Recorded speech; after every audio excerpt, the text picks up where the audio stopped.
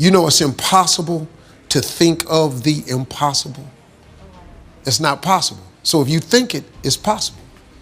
And if you live your life in possibilities instead of probabilities, you have a greater chance of finding happiness. Seriously, never live your life in probability. Probability is the probability of something happening. There's a statistic attached to a probability. 1 in every 3,000 people do this. That's a probability. A possibility has no stats attached to it. Live your life in possibilities and you'll change it. Just change the way you think. Y'all quiet, but I'm telling you, this is really the science of becoming successful. It's not what you do for a living. It ain't how much you make. It ain't none of that. It's simply how you think. If you change your thought, you change everything. You change your attitude, you change your altitude. It's all that. It's the law of attraction. I played golf with a guy one time for the first time. He said, man, he got through playing golf. He said, man, you and the dudes you play with, all y'all talk about was money on the golf course. That's what we trying to attract. Man, y'all don't talk about nothing. What you want to talk about? I got grandkids. This dude got a family of grandkids. I play golf with dudes like me. We ain't got no time to talk about no women and shit. We married. We got families. We talking about money. Because guess what will attract to us? Money. Your attitude is everything. That's what money ain't everything, but it's very helpful. It ain't everything, but it's a lot. Quitting guarantees the failure.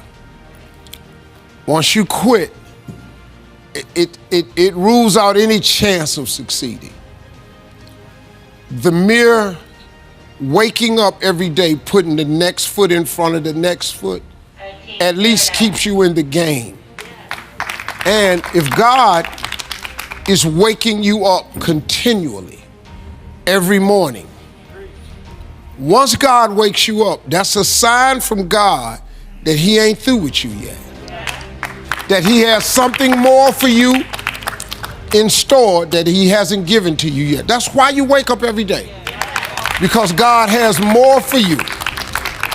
Now, all you gotta do is understand that. Because look at this, the moment God is done, when you served your purpose here, you won't wake up. But if you keep waking up, don't you understand that there's a higher purpose? Your goal in life is just to get into a relationship with God where you can understand the purpose. And it ain't gotta match nobody else's. You know, quit trying to be saved like everybody else. You gotta get saved for yourself. You know, people all the time, I get questioned as a Christian all the time. I can't believe you're a Christian, you cussing. Well, I'm a Christian that cuss. I'm still a Christian. Christian, I believe in God. What you want me to tell you?